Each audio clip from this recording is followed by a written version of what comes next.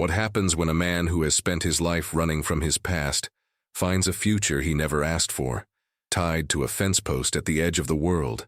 It begins not with a roar, but with the quiet, rhythmic clatter of steel on steel, a sound that promises only distance and departure. It is a story etched in rust and dust, about the lines we draw and the ties that bind us, sometimes against our will. Before we get into this tale, let us know in the comments where are you watching from, and subscribe if you want more content like this one. The sun was a crack of molten gold on the horizon, a promise of heat that had not yet broken the brittle morning cold. Silas walked the tracks, his stride measured, his gaze fixed on the endless iron spines that stitched the desolate landscape together. For 20 years this had been his world. The gravel, the creosote-soaked ties, the lonely hum of the wind. It was a penance of his own design, a solitary life chosen to keep the ghosts of another life at bay. But that morning, something was wrong. A shape, stark and unnatural against the wire fence that separated the railroad's property from the vast, empty prairie. It was small and slumped, a bundle of rags caught on the barbs. His first instinct, honed by years of isolation, was to ignore it. Trouble was a language he no longer wished to speak, yet his feet slowed, then stopped. The shape was human. He moved closer, the crunch of his boots on the gravel the only sound. It was a girl, her wrists bound to the wooden post with a length of rough rope, her head bowed as if in prayer or exhaustion. Her dark hair was matted with dirt and fell across a face he could not see. She was native, Blackfeet by the look of her worn dress, and impossibly young. A wave of something cold and sickening washed over Silas, a feeling he hadn't allowed himself to feel in a decade. It was the world intruding, ugly and demanding. He saw an empty bottle lying in the dust nearby, and the story wrote itself with brutal simplicity. He knelt, his old hands reaching for the knife in his pocket, the metal cold against his palm. He should walk away. He should fetch the sheriff and let the law handle its own cruel arithmetic. But he didn't. He couldn't. He simply cut the rope. He brought her back to the shack, a small, tar-papered box that crouched beside the tracks like a patient animal. The girl, she was just a girl, he realized, maybe 17, was limp and pliant, a silent weight in his arms. He laid her on his own narrow cot, the only soft surface in a room filled with the hard angles of a man living on the barest of terms. He gave her water from a tin cup, which she drank greedily, her hands trembling as she held it. He noticed then as she reached for the cup but missed its edge, fumbling until her fingers brushed against his. Her eyes, open and fixed on a space somewhere beyond him, were clouded, opaque. A milky film covered the deep brown iris, the vacant stare of the blind. The realization landed in the quiet room with a thud, another layer of complication, another turn of the screw.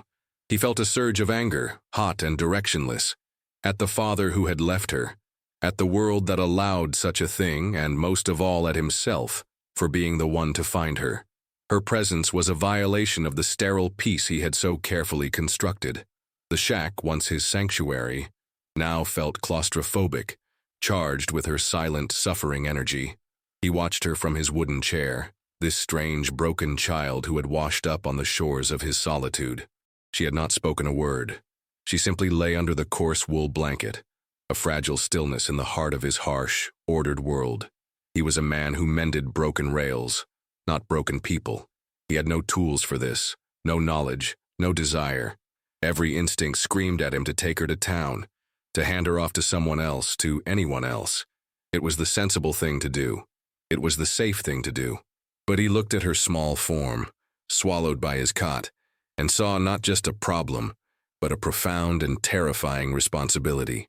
The silence in the shack deepened, broken only by the low whistle of a distant train, a sound that had always meant escape, but now felt like the closing of a cage. The next day, the need for supplies forced his hand. He couldn't leave her there forever, but the thought of taking her with him into town was impossible. So he did something that felt both necessary and shameful. He slid the iron bolt on the outside of the shack's door, locking her inside. "For your own safety," he muttered to the closed door, the words tasting like a lie in his own mouth. The town of Prairie Ridge was little more than a dusty street lined with false-fronted buildings, a place where secrets lasted about as long as a morning mist. As he stepped into the general store, the conversations lulled. He felt the weight of eyes on his back.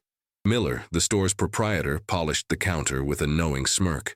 "Heard you got yourself some company out at the rail shack, Silas." The words were casual, but the implication was a poison dart. Silas grunted, refusing to take the bait, his shopping list a shield against the man's prying. He bought flour, beans, and on a strange, unexamined impulse, a bar of lavender-scented soap and a bolt of soft blue cotton fabric. He paid his money and turned to leave, but the sheriff blocked the doorway. Sheriff Brody was a big man, soft in the middle, with a face that had settled into a permanent expression of weary disdain. "Silas," he said, his voice low. "Folks are talking about the Indian girl." Silas met his gaze, his own face a mask of stone. "Nothing to talk about." Brody sighed, shifting his weight. "Her kind are trouble. Drunk father comes looking for her, there'll be a mess. You'd be smart to take her over to the reservation agent. Let them sort out their own." The unspoken threat hung in the air between them. "Get rid of her, or I'll make you." Silas said nothing. He pushed past the sheriff, the screen door slamming shut behind him. A small, hollow sound of defiance. The walk back to the shack was long. The weight of the supplies in his sack nothing compared to the weight of the town's judgment. He had drawn a line, not just for the girl, but for himself. He was on one side, and the rest of the world, it seemed, was on the other. He unbolted the door to find the shack exactly as he had left it, the girl still on the cot, her posture unchanged. She had not moved, but he knew she was awake. The air was different, attentive. He set the supplies on the small table, the sound of the cotton fabric unfurling loud in the silence. He cleared his throat, unsure what to say, or if he should say anything at all. Then a voice softer than he could have imagined broke the stillness. "The train. It passed." He turned, startled. It was the first time she had spoken. "The 9:05, he confirmed, his own voice rusty from disuse. "It's always on time." She was quiet for a moment, then asked, "What is your name?" "Silas," he answered, the name feeling strange on his own tongue. He hadn't said it to another person in years. "I am Aponita," she said. "It means butterfly." He looked at her, at this girl named for something so delicate, left to die on a wire fence. The irony was a physical pain in his chest. As he watched her, a memory, unbidden and sharp, pierced the veil of the present. He was younger, his hands not yet calloused by work and grief. He was standing on a small porch, a woman with laughing eyes beside him. A little girl, his daughter, her hair the color of corn silk, was chasing a monarch butterfly across a sun-drenched yard. "Look, Papa, look!" The memory was so vivid he could almost feel the warmth of that forgotten sun, smell the honeysuckle on the breeze.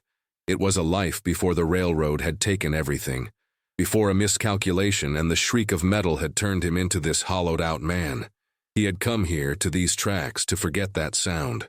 But now, in the quiet of the shack with a blind girl named Butterfly, the ghosts of the past were awake and stirring, whispering of all that he had lost, of all that he had failed to protect. The silence that returned was heavier than before, filled with the presence of two pasts, his and hers, mingling in the dusty air. The days that followed fell into a strange, unspoken rhythm. Aponita, or Nita as he began to call her in his mind, learned the geography of the small shack with her fingertips. She moved with a slow, deliberate grace, her hands mapping the table's edge, the rough texture of the wool blanket, the cool metal of the water pump. Silas found himself watching her, fascinated and unnerved by her heightened senses. She could hear the scuttling of a mouse in the walls long before he could tell by the shift in the air when a storm was gathering on the plains. Her blindness was not an absence, but a different kind of presence, a different way of knowing the world. Yet the reality of their situation was a constant low-grade hum of anxiety in his chest. What was he supposed to do? Sheriff Brody's words echoed in his mind. Take her to the reservation agent. It was the logical path. The responsible path. It would absolve him. He could go back to his quiet life, to the familiar cadence of the trains and the solitude he had once craved. One afternoon, as he sat cleaning his tools, he tried to approach the subject. There are places, he began, his voice clumsy. For people, for girls like you. The government has agents. He didn't look at her as he spoke, keeping his eyes on the greasy rag in his hands. He heard the small, sharp intake of her breath. When he finally dared to glance at her, she was perfectly still, but her hands, which had been tracing the grain of the wooden table, were clenched into tight fists. A single, silent tear traced a path through the dust on her cheek. In that moment, he saw it all. The sterile, cold institutions, the indifferent bureaucracy, a life of being passed from one stranger to another. It would be a different kind of fence post, a different kind of rope. He saw that what he called the sensible option was just a cleaner, more socially acceptable form of abandonment. The weight of his choice pressed down, suffocating him. He was not a good man. He knew that. He was a man who had run, a man who had failed his own family. But looking at Nita, he felt the stirrings of an old, forgotten duty. To protect. He said nothing more, and the subject was never raised again. The decision was made not with words, but with the heavy, shared silence that followed. The rumble of an engine broke the midday stillness, but it wasn't the familiar sound of a train. It was a sputtering, coughing automobile, a rare sight out this far. Silas felt a knot tighten in his stomach. He stepped outside the shack just as Sheriff Brody pulled his Ford to a stop, kicking up a cloud of dust. The sheriff didn't get out, just leaned his arm on the door, his face impassive. "Silas," he said, his voice carrying easily in the quiet air. "Just making my rounds. Thought I'd check in." It wasn't a friendly visit. It was an inspection. "We're fine," Silas said, his body a rigid line in front of the shack's door. Brody's eyes scanned the small dwelling, his gaze lingering on the closed door as if he could see through the wood. "I told you before," Brody said, his tone hardening slightly. "That girl is a problem you don't want.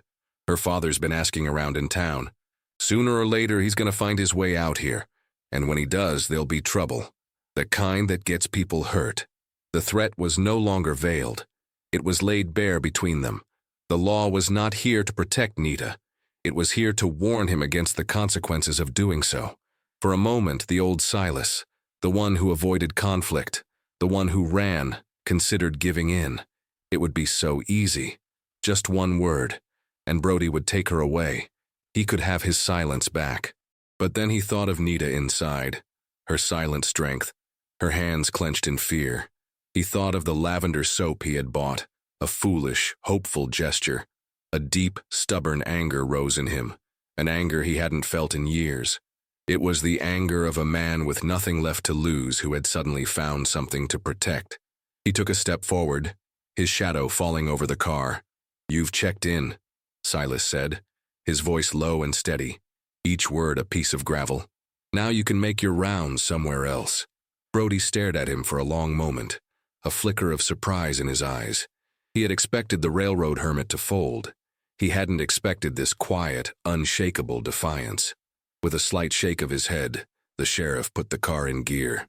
"Don't say I didn't warn you," he said, and drove away, leaving Silas alone in a swirling cloud of dust, a newly declared outlaw in his own tiny kingdom. In the wake of the sheriff's visit, the world shrank to the size of the shack and the small patch of prairie around it. They were an island, Silas and Nita, their isolation now a fortress. A new, fragile life began to take root in the dust. The fear remained, a constant undercurrent, but on the surface a delicate routine blossomed.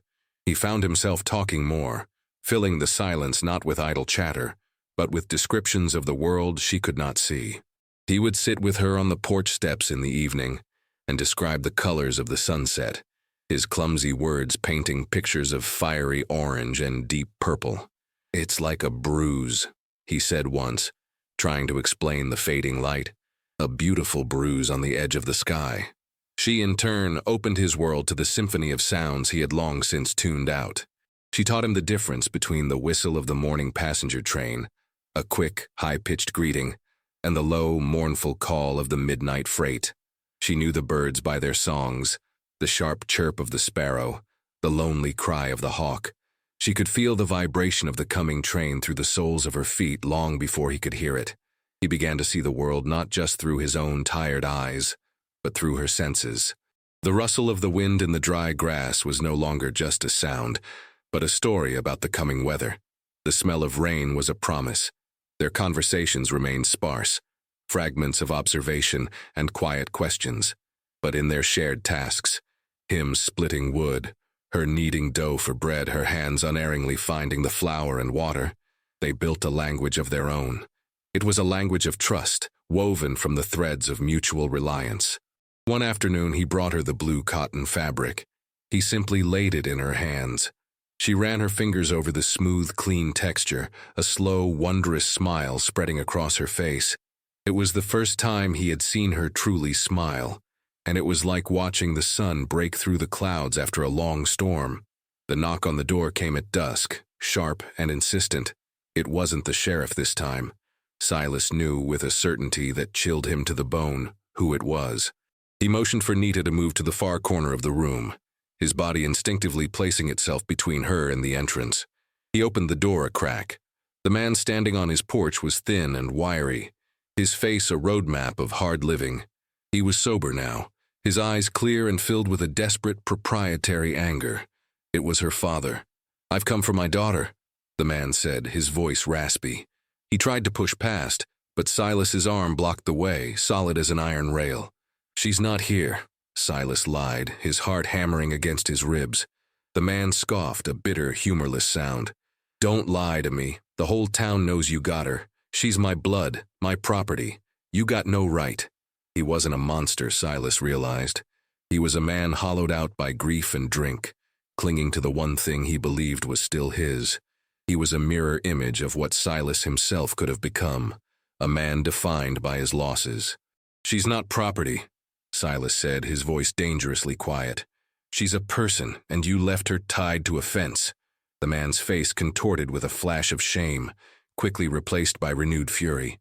I wasn't myself. She belongs with me, with her people." The tension in the small shack was thick enough to breathe. It was the culmination of everything.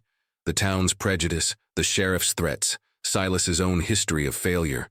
All of it converged on this flimsy wooden porch. This was the test he had been running from his entire life. The moment where he had to stand his ground not just for her, but for the man he wanted to believe he could still be. The man pushed again, harder this time, his desperation making him reckless. "Get out of my way, old man." The confrontation was not one of fists, but of broken wills. Silas stood his ground, a silent, immovable object. The father raged, pleaded, and threatened, his words a torrent of grief and resentment. He spoke of tradition, of blood, of his rights as a father, his voice cracking with the strain. "You don't understand," he spat, his eyes wild. "She is all I have left. Her mother, the fever. You took her from me." Silas remained silent, absorbing the man's pain but unyielding. He knew this wasn't about love, it was about possession. It was about a man trying to reclaim a piece of a life that had already shattered. The standoff felt like an eternity, a silent war waged in the fading light. Then, from the corner of the room, Nita's voice cut through the tension, clear and steady. "Father." The man stopped, his mouth hanging open. He turned toward the sound of her voice, his anger momentarily forgotten. She took a tentative step forward, her face turned toward him, her blind eyes seeming to look right through him. "I am not a thing to be claimed," she said, her voice devoid of fear. There was no anger in it, only a profound and unshakable sorrow. "You tied me to the fence. You left me in the cold." Her words were not an accusation but a simple statement of fact, more devastating than any shout. "This man," she continued, gesturing vaguely toward Silas, "he cut the rope." Her father stared at her, the fight draining from his body, replaced by a gaping, hollow understanding. He was not seeing a daughter he needed to reclaim, but a person who had moved beyond his reach. She had made her choice. Her voice, her words, they were her power, a force more potent than his rage or Silas's physical strength. He looked from his daughter's calm, resolute face to Silas's stony expression. He had lost. Defeated, he stumbled backward off the porch, turned without another word, and disappeared into the encroaching darkness. The sound of the father's footsteps faded, leaving behind a silence that was different from all the silences that had come before it. It was not empty.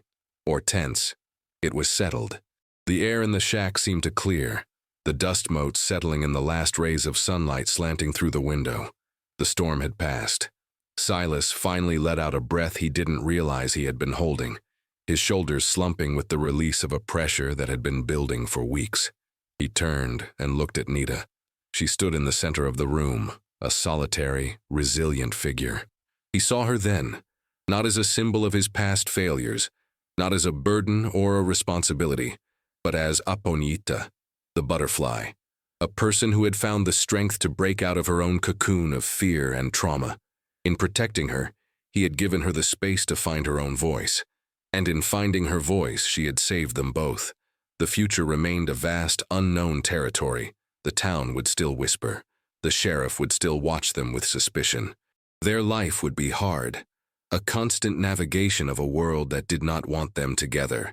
But something fundamental had shifted between them. The fragile shelter they had built out of necessity had been forged by the confrontation into something stronger. It had become a home.